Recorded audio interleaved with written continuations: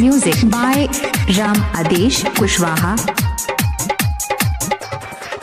मजा लेवे ना भातार दर्द बुझे ना भातार मजा लेवे ना भातार अरे सखी दर्द बुझे ना भातार चढ़ली जवानी बड़ा हिट मारे चढ़ली जवानी बड़ा हिट मारे मजा लेवे ना भातार दर्द बुझे ना भातार मजा लेवे ना भातारा मोरा मौगा बारे दर्द बुझे ना भातारा मोरा छक्का बारे मजा लेवे ना भातारा मोरा मौगा बारे दर्द बुझे ना भातारा मोरा छक्का बारे चढ़ली जवानी बड़ा हिट मारे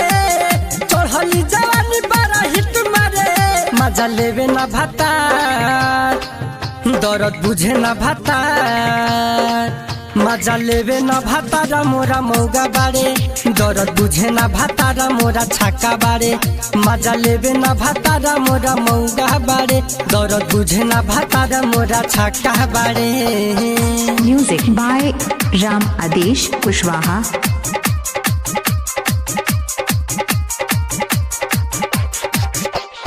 चढ़ली जवानी हम छोड़ा तारे पानी मौगा मरद नहीं बुझे परेशानी चढ़ली जवानी हम छोड़ा तारे पानी मौगा मरद नहीं बुझे परेशानी कहियो न गोदिया न लत बारे कहियो न गोदिया न लत बारे मजा लेवे ना भातार दर्द बुझे ना भातार मजा लेवे ना भातारा मोरा मौगा बारे दर्द बुझे ना भातारा मोरा छक्का बारे मजा लेवे ना भातारा मोरा मौगा बारे दर्द बुझे ना भातारा मोरा छक्का बारे।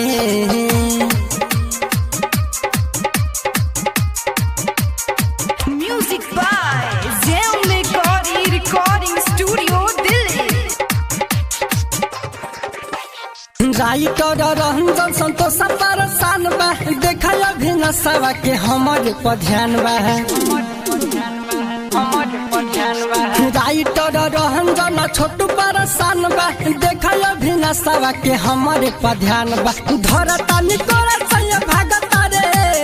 धरता निकोरा सैया भागता रे मजा लेवे ना भातार दर्द बुझे ना भातार मजा लेवे ना भातारा मोरा मौगा बारे दर्द बुझे ना भातारा मोरा छक्का बारे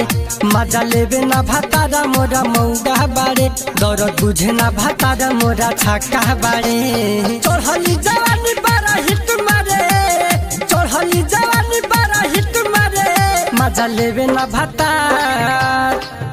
दर्द बुझे ना भातार मजा लेवे ना भातारा मोरा मौगा बारे दर्द बुझे ना भातारा मोरा छक्का बारे